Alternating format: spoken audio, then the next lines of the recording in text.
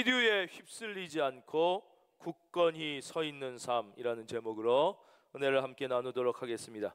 지난 시간 이제 아주 그 배에서 바람과 풍랑을 만나서 위기 가운데 있는 제자들에게 예수님께서 바다 위로 걸어오시며 그들을 구원해 주십니다. 오늘 말씀 27절, 예수께서 즉시 이르시되 안심하라, 나니 두려워하지 말라 그러셨어요. 여기서 예수님께서 나니라는 표현을 쓰셨는데, 이것은 성경에 오직 예수님 하나님께만 나타나는 아주 독특한 자기 표현입니다. 나니, 이 표현은 그냥 사람들에겐 사용되는 표현이 아니에요. 이 표현이 또 쓰여진 곳이 어디냐? 바로 출애굽기에서 모세가 처음 하나님을 만나는 거예요. 그러니까 하나님이 누구신지 전혀 모르는 가운데서 하나님을 만나니까 뭐라 그래요?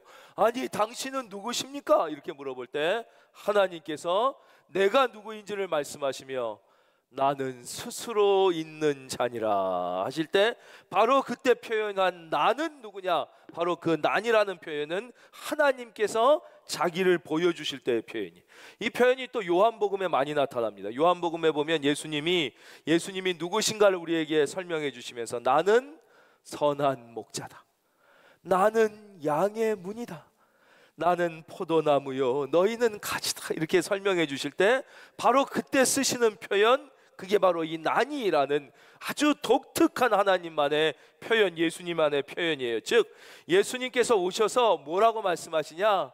니들 이제 안심해라, 이렇게 말씀하시는 거예요. 근데 우리가 그 안심할 수 있는 안심의 근거가 세상의 가치나 나의 신념이나 변하는 세상의 과학과 진리가 아니라 바로 예수님 자신, 즉 하나님이 우리가 안심할 수 있는 안심의 근거요, 우리가 두려워하지 않아야 할 수 있는 근거요, 우리의 믿음의 근거이니, 우리의 근거가 얼마나 확실하고 우리의 근거가 얼마나 든든하고, 여러분 안심하시기를 바랍니다. 바로 예수님이 내가 근거다, 하나님이 내가 너희와 함께 하니까 너희는 안심해라, 너희는 두려워하지 말라고 말씀하시는 거예요.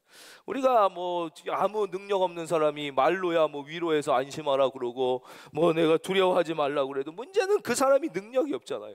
그 사람이 안심하라 그런다고 나에게 무엇을 해줄 수 있는 게 아닌데, 우리에게 안심하라고 말씀하시는 분, 우리에게 두려워하지 말라고 말씀하시는 분, 우리의 믿음의 근거가 되신 분이 바로 살아계신 하나님이시기 때문에 우리는 안심할 수 있고 두려워하지 않을 수 있고, 할렐루야, 우리는 믿음으로 살 수가 있는 것입니다. 예수께서 즉시 이르시되 안심해라, 나다, 나 살아계신 하나님이 너희와 함께한다, 두려워하지 말라. 그랬더니 그 다음 베드로가 대답하여 이르되 주여 만일 주님이시거든. 그래서 이거는 아주 의심하는 표현이에요. 우리말로 번역돼 잘 모르겠지만 이 앞에 제자들은 어느 정도냐면, 제자들이 그가 바다 위로 걸어오심을 보고 놀라 유령이라고 그랬다는 거예요.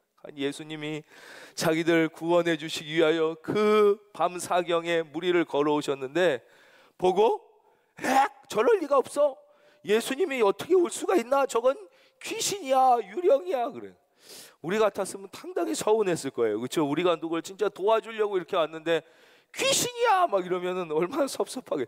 그 정도로 제자들이 이 믿음이 없었던 것이죠. 베드로도 제자들 중에선 좀 낫지만 의심의 눈초리, 아무리 예수님이지만 이런 생각을 하는 거예요. 아무리 예수님이지만 어떻게 이 시간에 무리를 걸어서 나를 구원해주고 나를 도와주려고 오실 수가 있을까? 이게 말이 되는가? 아무리 예수님이라도. 그래서 만일 당신이 귀신이 아니라 진짜 예수님이라면 막 의심을 담아서 얘기하고 있습니다. 이것을 볼 때 참 우리가 기적을 본다고 믿음이 생기지 않는다는 것을 깨달을 수 있고, 오늘 성경 속에 베드로와 제자들을 보면 더더욱 그렇다는 것을 알 수 있어요. 우리가 설교로는 지난주 말씀, 지지난주 말씀, 그래서 이렇게 시간 차이가 꽤 있는 것 같지만 실제는 이 제자들이 엄청난 기적을 목격한 게 불과 몇 시간 전이에요. 오늘 지금 깜깜한 새벽 3시고 그 전에 아까 해 저물녘에 예수님께서 아무것도 없고 굶고 있는 사람들에게 물고기 2마리 보리떡 5개로 오병이어의 기적을 일으켜서 5,000명을, 남자만 5,000명, 어린아이까지 2만 명 이상을 먹이신 그 어마어마한 기적, 그리고 막 12광주리에 넘게 다시 남은 그 기적을 불과 몇 시간 전에 봤단 말이에요. 그런데도 다시 위기가 닥치고 어려움이 닥치자 몇 시간 전에 경험하고 봤던 그 기적은 온데간데 없이 기억 속에서 사라지는 거예요. 그리고는 다시 의심과 불안의 파도 속에 흔들리고 있는 모습을 봐요. 어떤 분들은 이렇게 얘기하시죠. 아니 믿으라고 하는데 하나님을 한번 좀 보여달라 나에게 진짜. 근데 하나님 진짜 눈으로 볼 수만 있으면 믿겠다. 진짜 그럴까요? 내가 지금 이 병에서 이 심각한 이 불치병에서 치료만 받는다면 내 진짜 예수님 잘 믿고 살겠습니다. 뭐 그런 마음 이해는 갑니다. 어떤 분 내가 지금 이 문제가 심각한 이 위기가 있고 이 문제만 하나님이 딱 해결해 주면 내가 진짜 잘 믿겠습니다. 정말 그러면 잘 믿을까요? 믿을 수도 있지만 안 믿을 수도 있는 거예요. 믿지 않을 사람에게는 아무리 기적이 일어난다고 해도 기적 때문에 믿는 게 아니에요. 기적이 일어나고 눈앞에 경험돼도 믿을 사람은 믿되 믿지 않을 사람은 믿지 못한다는 것을 우리는 알 수가 있습니다. 그러니까 여기서 우리가 반드시 기억해야 되는 중요한 진리 사실은 무엇이냐? 기적이 믿음을 만드는 것이 아니라, 우리 한번 따라 할까요? 기적이 믿음을 만드는 것이 아니다. 기적을 경험하고 봤다고 해서 믿음이 만들어지는 게 아니라 믿음이 먼저라는 것이. 믿음이 있기에 기적이 보이고, 믿음이 있기에 기적이 제대로 해석되며, 믿음이 있기에 그 기적이 우리에게 참다운 의미가 되는 것이지, 기적이 먼저 있다고 그래서 다 믿음이 생기는 게 아니라는 것을 깨닫게 되는 것이 믿음이 먼저예요. 그래서 베드로가 또 의심하면서 믿음이 없어가지고 만약 당신이 유령이 아니라 진짜 예수님 맞아요? 그럴 리가 없는데 그렇다면 나를 명하사 물 위로 오라 그랬어요. 근데 이 의심하는 베드로에게 주님이 즉시 오라 하고 말씀해 주시는 거예요. 그래서 베드로가 정말 놀라운 예수님이 주시는 또 한 번의 기회, 어마어마한 은혜, 물 위를 걷는 이 엄청난 축복, 우리가 좋아하는 단어는 축복이잖아요. 엄청난 축복을 이제 이 베드로가 경험하게 되는 것이죠. 참 이상하잖아요. 왜 이렇게 여전히 의심하고 흔들리고 있는 베드로에게 예수님은 또 기회를 주시고 그 은혜를 또 베푸시고 즉시 엄청난 축복의 기회를 허락해 주셨을까요? 그 첫 번째 이유는 예수님께서 여전히 베드로를 깊이 사랑하고 계셨기 때문인 거예요. 베드로가 의심하고 있지만, 베드로의 믿음이 흔들리고 있지만, 그럼에도 불구하고 예수님께서는 여전히 베드로를 깊이 사랑하시고, 그래서 가장 위대한 것을 우리는 사랑이라고 고백하는 거예요. 성경에 믿음과 소망, 사랑, 이게 제일 중요하다고 말씀하시죠. 믿음, 소망, 사랑, 이 세 가지는 영원히 있을 것인데 그 중에 제일은 뭐라고요? 사랑. 왜냐? 하나님의 사랑이, 그래서 이 사랑이 먼저 있었기 때문에, 아니 우리가 흔들리고 또 넘어지고 의심해도 여전히 하나님께서 우리를 사랑하시기 때문에 우리가 살 수 있는 거예요. 로마서 5장 8절, 우리가 아직 죄인 되었을 때, 우리 한번 제가 읽어드릴게요. 우리가 아직 죄인 되었을 때, 그때 믿음이 없었을 때에도 그리스도께서 우리를 위하여 죽으심으로 하나님께서 우리에 대한 자기의 사랑을 확증하셨느니라. 사랑이 먼저 있으셨다는. 그래서 예수님은 먼저 베드로를 사랑하셨고 또 여전히 베드로를 사랑하셨으니까, 사랑하는 성도님, 우리가 흔들리지만, 우리가 믿음이 약하지만, 우리가 요동치지만, 그럼에도 불구하고 하나님은 여전히 나를 사랑하고 계신다는 사실을 믿으시기를 주의 이름으로 축원드립니다.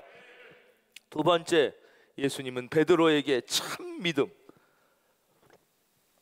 오늘 말씀의 제목, 시류에 휩쓸리지 않고 굳건히 서 있는 삶, 참 믿음의 삶을 가르쳐 주시기 위하여 베드로에게 또 한 번의, 의심하는 베드로에게 기회와 축복을 주신 거예요. 사실 베드로는 믿음이 흔들렸지만 예수님을 사랑했어요. 베드로도 예수님을 사랑했으니까 배와 그물을 다 버려두고 예수님을 따라갈 수가 있었던 것이에요. 우리도 비록 흔들리고 우리도 의심하지만 우리 마음에 그래도 조금이라도 예수님을 사랑하는 마음이 있는 것, 그것을 예수님께서 보시고 진짜 믿음의 삶을 사는 법, 진짜 이 시류에 휩쓸, 우리는 굳건히 서 있고 싶어요. 누가 흔들리고 싶겠어요. 그러나 세상이 나를 굳건히 믿음으로 서 있게 놔두질 않잖아요. 이 바람과 파도가, 누가 흔들리고 싶은 배가 어디 있겠어요. 그러나 바람이 불고 파도가 치니까 배가 안 흔들릴 수 없듯이 우리도 이 막 코로나의 위기, 경제의 위기, 세상의 위기 속에서 끊임없이 흔들리고 싶지 않지만 흔들린다는 거예요. 이 흔들리는 세상 속에서 어떻게 흔들리지 않고 굳건히 우리가 서 있을 수 있느냐, 참 믿음의 삶을 살 수 있느냐를 가르쳐 주시기 위해 예수님은 다시 베드로에게 기회를 주시고 오라, 물 위로 걸어오라, 이렇게 말씀해 주시는 것입니다. 그렇다면 우리는 어떻게 이 위기의 시대, 위기의 삶 속에 시류에 휩쓸리지 않고 굳건히 서 있는 삶을 살 수가 있느냐? 그 다음 보겠습니다. 그 답을 찾아봅니다. 29절, 오라 하시니 베드로가 배에서 내려 물 위로 걸어서 예수께로 가되 바람을 보고 무서워 빠져가는지라. 첫째, 베드로가 어떻게 이 배 위에 있어도 요동치는 바다에서 물 위를 굳건히 걸어갈 수 있는 이 어마어마한 일을 행했냐? 첫째, 바로 예수님이 오라 하신 말씀을 붙잡고 그 말씀에 순종하여 물 위를 걸었기 때문에 배 위에 있어도 흔들리던 인생이 물 위에 서서도 굳건한 인생이 된 거예요. 그러니까 베드로가 자기의 경험, 우리는 자기의 경험을 경험이 전혀 중요하지 않다는 건 아니지만 경험을 붙잡을 때, 경험은 끊임없이 흔들리는 거예요. 여러분 아시겠지만 옛날의 경험이 새로운 인생의 문제에 대해 답을 주지 못합니다. 그러니까 너무 부모님들이 자식을 자기 뜻대로, 옛날 내가 살던 시대가 내 자녀가 사는 시대와 전혀 달라요. 내가 한 경험을 가르쳐 준다고 내 자녀가 그 시대의 그 경험으로 성공할 수 없는 걸 너무나 잘 알잖아요. 우리가 과거의 경험이 새로운 문제에 대한 해답을 주지 못해요. 자기의 경험을 붙잡은 것도 아니고 수없이 변화되는 세상의 이론과 가치를 붙잡은 게 아니라 오직 살아계신 하나님의 말씀, 영원히 변치 않는 진리, 하나님의 말씀을 저도 여러분도 붙잡을 수 있기를 바랍니다. 그 말씀에 근거하여 움직였기 때문에, 그래서 흔들리는 세상 속에 시류에 휩쓸리지 않고 굳건히 서 있는, 물 위를 걸을 수 있는, 배 위에서도 흔들리던 인생. 우리 베드로가 이전에 물고기 잡은 걸 보면 베드로는 어부로 잠버가 굵었어요. 40년을 어부로 살았단 말이에요. 그러면 자기의 경험에 어떻게 고기를 잡는지 잘 알아요. 그런데 밤새도록 고기를 잡았는데 못 잡았어요. 그때 예수님께서 깊은 데로 가서 그물을 내려라. 자기의 40년 어부 경험, 이 시간에 깊은 데로 가서 그물을 내리면 물고기가 한 마리도 안 잡힌다는 자기의 경험, 또 낚시의 기본적 이론, 이 시간에 깊은 곳에는 물고기가 절대 모이지 않는다는 낚시의 기본 이론을 베드로가 붙잡지 않고 뭐라 그래요? 밤이 새도록 수고하였으되 얻은 것이 없지만 말씀에 의지하여, 그러잖아요. 내가 말씀에 의지하여 그물을 내리리다. 그러니까 그곳에 그물을 내렸을 때 그물이 찢어질 정도로 어마어마한 고기가 잡힌 것처럼, 여러분 어떻게 흔들리지 않을 수 있습니까?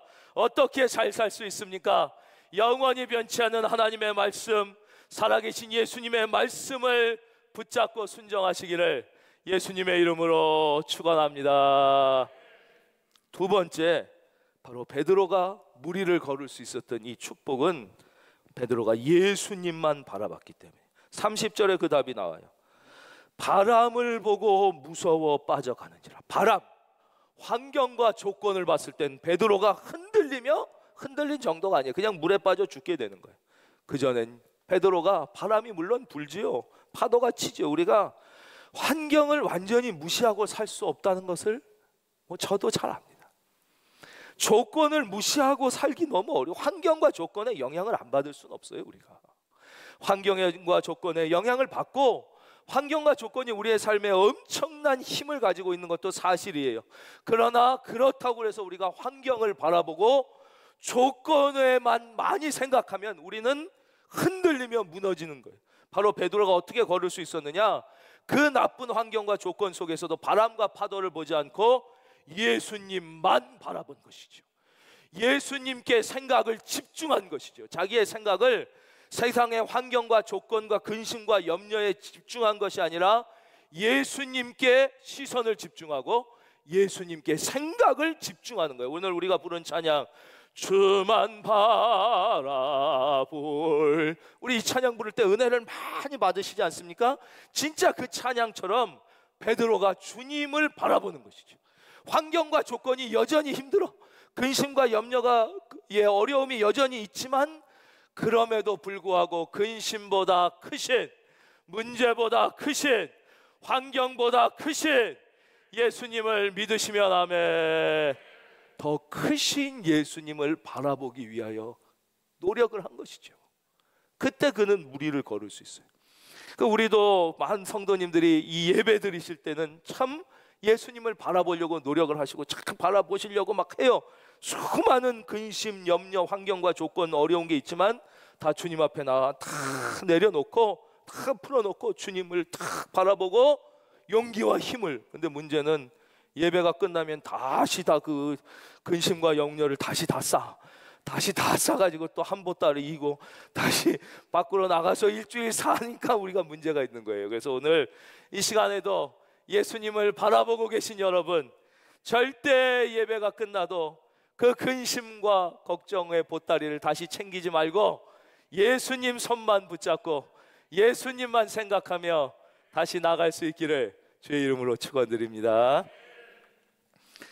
또 반대의 경우도 하나 있습니다. 그래서 오늘 성경의 말씀에 예가 나와 있지는 않지만 우리가 오히려 너무 잘 됐을 때 그것이 세상의 성취, 그게 뭐 물질의 성취든 명예의 성취든 지위의 성취든 하여튼 뭔가 내가 성취를 했을 때 찾아오는 착각, 내가 뭔가 된 듯한 내 생각이 대단히 힘 있는 듯한 착각, 이것 때문에 우리가 흔들리는 삶을 살 때도 많은 것이죠. 이소부와 잘 아는 얘기 하나 해드리겠습니다. 이제 어느 날 당나귀가 숲에 이렇게 나갔어요. 숲을 걸어가다가 그만 저기서 사자를 만나게 된 거예요. 너무 무서워서 막 덜덜덜 떨면서 사자 뭐 꼼짝 못하잖아요. 막 그래서 막 오금을 막 저리면서 나무 뒤로 숨었어요. 그리고 언제 저 사자가 지나가다, 그리고 이제 무섭게 기다리고 있는데 아무리 기다려도 사자가 지나가지 않고 꼼짝을 안 하는 거예요. 한참을 두려움에 떨다가 이상해서 이렇게 자세히 봤더니 사자가 살아있는 게 아니라 그냥 죽어 있는 거예요. 죽은 사자였던 거예요. 내가 죽은 사자를 보고도 이렇게 놀라가지고 겁을 내가지고 이 못 갔구나. 그리고는 와가지고 이제 괜히 죽었으니까 사자를 발로도 탁 차보고 이 사자 막 이러다가 생각이 하나 팍 나잖아요. 평소에 내가 당나귀라서 힘도 없고 별거 아니라고 막 힘센 동물들이 날 무시하고 놀리고 막 쥐어받고 그랬는데 내가 한번 이 사자의 탈을 한번 써볼까? 그러면은 애들이 깜짝 놀라지 않을까? 한번 놀려볼까? 그래가지고 죽은 사자를 탁 덮어쓰잖아요. 다 덮어쓰고 이러고 숲길을 다 걸어간 거예요. 그랬더니 자기가 사자의 탈을 덮었으니까 막 동물들이 막 무섭다고 피하고 사자님 그러고 평소에 그렇게 힘세고 자기를 잡아먹으려고 했던 그 표범조차도 사자님 막 이러고서 막 절하고 그러니까 너무 기분이 좋아진 거예요. 이럴 수가, 내가 사자의 탈을 쓰니 꼼짝을 못하는구나 이러면서 무슨 생각을 해요? 야, 내가 사자 껍질만 집어쓰고 이렇게 걸어가도 모두 덜덜 떨고 절을 하는데 내가 한번 진짜 사자처럼 한번 표를 롤링을 한번 하면 산천천옥이 벌벌 떨고 이놈들이 오줌을 질질 싸겠구나 이런 생각을 하면서 이 사자의 탈을 뒤집어 쓴 당나귀가 뭐를 해요? 사자처럼 울부짖죠. 그럴 줄 알았는데 울부짖으니까 무슨 소리가 나요? 아니 왜 사자가 저런 소리를 내? 아니 사자가 아니다, 뒤집어 쓴 당나귀다. 그래가지고 동물들이 다 와가지고 죽도록 때려갖고 매맞고 평생 놀림거리가 되었다는 그 이서부가 우리 잘 알잖아요. 우리가 조금 어떤 성취를 했을 때, 그게 세상적 성공, 뭐 남들이 좀 부러워하는 뭐 물질, 뭐 좀 그런 시험에 합격하든가 무슨 그런 직업을 갖게 된다든가 어떤 자리에 오르게 뭐 권력을 갖는다든가, 우린 뭐 권력은 그렇게 흔치 않겠지만 어떤 명예나 성공을 가졌을 때 그 자기 스스로를 착각하는 거예요. 내가 사자인 것처럼, 내가 이런 것처럼. 우리는 어떠한 경우에도 한순간도 하나님의 은혜가 아니면 살아갈 수 없는, 내 자신이 누구인가, 한순간도 하나님의 사랑이 아니면 서 있을 수 없는, 서 있지 못하는 존재라는 것을 인식하지 못한 채 그 약관의 성취 앞에서 교만해질 때 우리는 그 성취의 탈이 벗겨지게 되고 결국 더 큰 어려움을 당하게 되는 것이죠. 이제 마지막으로 이 예수님이 아니라 환경과 조건, 근심과 걱정을 보고 물에 빠져간 베드로를 구원하는 예수님의 모습과 이 베드로의 기도를 통해서, 이 외침을 통해서 우리가 응답받는 기도의 핵심 비밀은 무엇인가를 공부해보고 말씀을 마치도록 하겠습니다. 30절, 바람을 보고 무서워 빠져가는지라 소리질러 이르되 주여 나를 구원하소서 하니 예수께서 즉시 손을 내밀어 그를 붙잡으시며 이르시되 믿음이 작은 자여 베드로야, 이렇게 계속 믿음이 없어 어떡하겠니 하고 따뜻한 이제 충고를 해주시면서 물에 빠져 죽어가는 베드로를 죄송합니다, 이제 구원해 주시는 모습이에요. 이때 베드로가 이제 위기 가운데 환경과 근심 조건을 보다가 물에 빠져서 이제 흔들리는 정도가 아니라 죽게 됐을 때 부르짖잖아요. 주여 나를 구원하소서. 여기서 우리는 응답받는 기도의 비밀을 배워야 돼. 말을 바꾸면 왜 나의 기도에는 이런 즉시 응답이 없는가, 왜 우리의 기도엔 이런 응답의 이 능력이 나타나지 않는가. 첫째, 기도, 베드로의 기도의 특징은 진실성에 있습니다. 베드로가 빠져 죽을 때 뭐라 그럽니까? 주여, 딱 그럼 끝나는 거예요. 주님, 그럼 끝나는 거예요. 하나님, 그럼 끝나요. 진실성이 있어야 돼요, 기도에. 우리는 참 너무 정말 기도를 잘 해주셔서 감사드리는데, 뭐 기도가 잘하는 기도, 못하는 기도는 없지만 기도다운 기도란 무엇이냐? 진실성이라. 진실성. 기도를 드릴 때 무슨 역사의 주관자이며 뭐 만복의 근원이시며 생사를 주관하시며 이런 쓸데없는 소리를 하면 안 된다는 거예요. 예. 진실하게 하나님을 불러야 되는데 뭐 우리는 그렇게 안 하시고 너무 진실하게 기도해 주셔서 감사하지만 가끔 이게 안 되는 기도는 뭐냐? 온갖 앞에 쓸데없는 미사여구를 써서 기도의 진실성이 없어요. 여러분이 여러분의 아빠를 부를 때 아빠 이러면 되지. 아, 나를 창조하셨으며 나를 여태까지 키워주셨으며 매달 용돈을 주시며 대학 등록금을 대어주시며 결혼 때 나를 도와주신 존귀하신 아버지시오. 이런 사람이 어디 있냔 말이에요. 그 진실성이 없는 거예요. 기도. 아빠 그러면 되는 거예요. 사랑을 담아 진실을 담아서. 첫째, 우리가 베드로의 기도에서 반드시 배워야 되는 건 뭐냐? 기도에는 진실성이 있어야 된다는 거예요. 한번 따라할까요? 진실성. 우리는 진실성이 없어요. 진실성이. 아니 우리 성도님들은 있으신데 응답이 왜 없냐? 진실성이 없는 게 첫째. 두 번째는 기도에 긴급성이 없어요. 너무 기도에 여유가 많아. 지금 예수님이 안 건져주시면 죽어. 베드로는 이 긴급성을 갖고 외치는데 우리는 뭐 도와주시면 땡큐, 안 도와주셔도 나 나름 살 길은 있다. 내가 뭐 굳이 안 그래도 내가 여태까지도 다 살았고, 뭔가 예수님의 도와주심이 옵션 중에 하나야. 옵션 중에 있으면 좋고 뭐 없어도 뭐 좀 불편하지만 이 긴급성이 없. 지금 베드로처럼 당신이 나 건져주시지 않으면 난 당장 죽는다는 긴급성이 기도에 있어야 돼요. 두 번째 긴급성이. 마지막으로 심각성.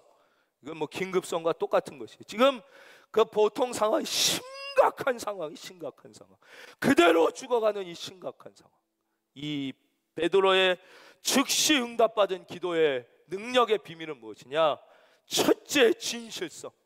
그 다음에 긴급성, 예수님의 도와주심이 옵션 중에 하나잖아요. 예. 그러면 그 기도가, 그 심각, 지금 내가 얼마나 영적으로 심각한 상태인가를 깨달아야 돼요. 내가 얼마나 죄로 말미암아 죽을 수밖에 없으며 예수님의 도와주심이 없으면 살 수 없는, 할렐루야, 내 존재의 심각성을 깨달은 자만이 그래서 엄청난 은혜를 받는 거예요. 그래서 우리 성경 말씀에 죄가 더한 곳에 은혜가 더한다는 건 뭐냐? 이 은혜 받으려고 막 죄를 지으며 살라는 게 아니라 나의 존재의 심각성을 깊이 깨닫는 곳에, 거기에 하나님의 은혜가 더한다. 이렇게 베드로의 기도에 주님은 즉시, 보세요, 오늘 말씀 31절, 예수께서 즉시 손을 내밀어 그를 붙잡아 일으키시고 부드럽게, 더 큰 믿음을 가져야지, 이런 믿음이 없어 어떡하겠느냐, 그리고 따뜻하게 충고해 주십니다. 배에 함께 오름에 바람은 그쳤고 배에 있는 모든 사람들이 예수님께 절하며 찬양하며 이르되 진실로 하나님의 아들이로소이다 하는 믿음의 고백이 일어나게 되는 것입니다. 예, 오늘 설교는 여기까지인데 아직 설교의 끝은 아닙니다. 우리가 이제 5월 여러분들이, 사랑하는 성도님들이 잘 기도해 주셔서 우리가 이 코로나 위기 가운데, 우리 교회도 심각했어요, 사실은. 그렇잖아요?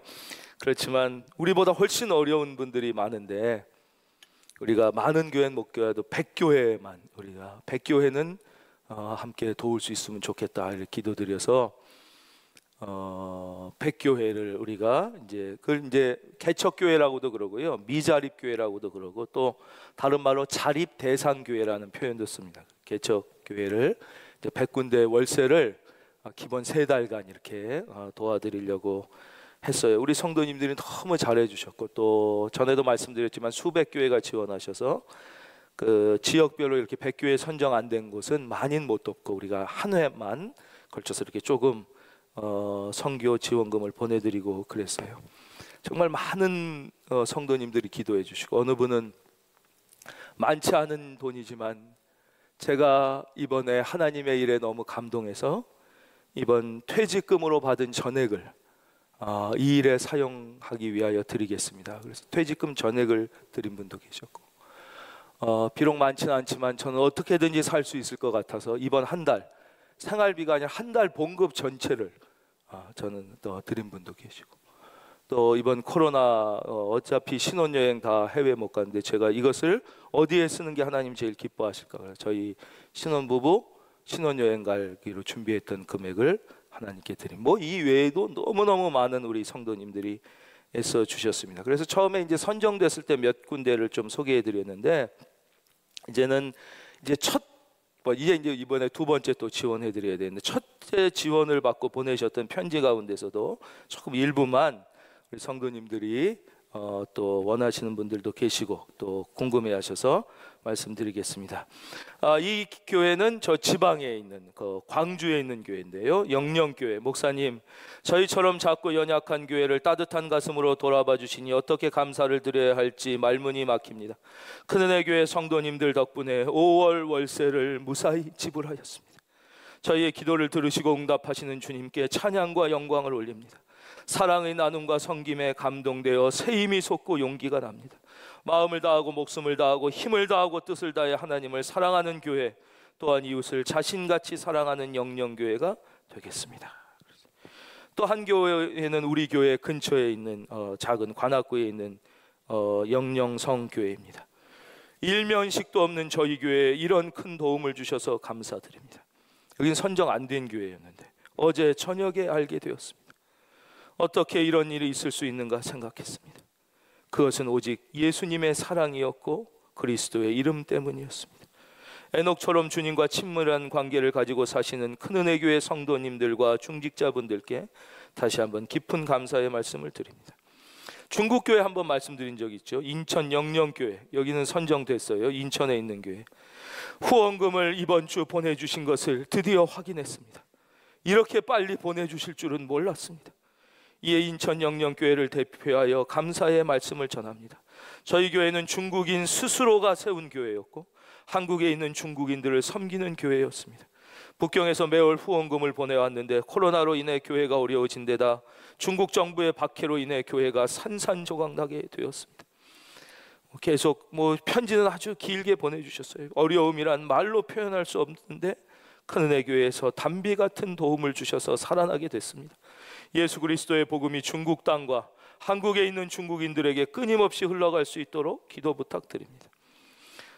또 영령 감리교회, 큰 은혜 교회 성도님들의 선교와 구제의 도움으로 미자립교회 월세 지원을 받아 큰 숨길이 트이게 됐습니다. 5월에 보내주신 월세 지원을 받자마자 밀렸던 것을 한 달치를 갚게 됐습니다. 걱정에서 벗어나 더욱 큰 믿음의 걸음을 옮기는 기회가 됐습니다. 결코 큰 은혜 교회 성도님들의 사랑을 잊지 않을 것입니다. 또 여기는 저 지방 대구에 있는 영령교회, 이번 코로나로 인하여 우리 교회뿐만 아니라 모두가 어려움에 있는 가운데 이렇게 월세를 대신 내주셔서 깊이 감사드립니다. 우리 교회는 개척한 지 7년째, 개척 멤버 없이 혼자 기도로 현재 25명의 성도로 성장하여, 전에 한번 소개해 드린 적도 있는 것 같아요. 선교하고 구제하는 교회로 거듭나기를 힘쓰고 애써왔지만 이번 일로 인해 성도들 11분만 남게 되고, 가난하고 힘드신 성도님들과 함께 성전 세금 어찌할꼬 염려와 낙심 가운데 많은 생각이 있었지만 오직 기도하며 큰 은혜 교회의 소식을 듣게 되어 서류를 넣게 됐는데 이렇게 큰 도움을 주시니 감사합니다. 또 목포에 있는 교회, 우리 관악구 근처에 있는 교회도 많이 이번에 지원합니다. 관악구 여기 있는 또 영령 생명교회 월세 지원 너무 감사하고, 또 저 전주에 있는 교회, 우리 교회보다 더 어려운 곳이 선발되었으니 잘된 일이라고 기도드립니다. 그런데 선발되지 못한 저희 교회에도 영령원이라는 큰 금액을 보내야, 이게 아주 작은데도 믿음이 이렇게 귀할 수가 있습니까? 이렇게 기쁘고 감사한 마음에 선발되지 못한 교회가 한두 곳이 아닌 것을 아는데 그 엄청난 금액을 모두에게 흔쾌히 나누어 베푸신 큰 은혜 교회는 그리스도의 참 제자 교회입니다. 그렇지도 못한데 과찬을 하신, 보내주신 응원과 기도, 선교 후원을 등에 업고 다시 일어서서 달리겠습니다. 이는 도저히 돈으로 살 수 없는 일들이 일어나는 거예요. 지역사회에 꼭 필요한 교회, 세상에 꼭 필요한 교회가 되고자 노력하겠습니다. 제가 마지막에 기도 말씀드렸어요. 우리가 우리의 기도 진실성, 긴급성, 심각성, 거기에 하나 꼭 드리고 싶은 말씀이, 너무 내 문제만 갖고 근심하고 걱정하고 염려하며 사는 것이 진짜 우리의 문제라는 것이, 우리가 조금 나보다 더 어려운 분들의 문제, 더 심각한 분들의 문제, 그렇죠? 이번 한 주 그런 분들도 우리가 생각하면서 우리가 그분들을 위하여 함께 기도하며 또 우리의 기도를 드리며 나아갈 때 우리 미쁘신 하나님, 사랑의 하나님이 여러분의 문제에도 응답하시고 속히 함께 하시고 더 큰 은혜를 허락해 주실 줄로 믿습니다.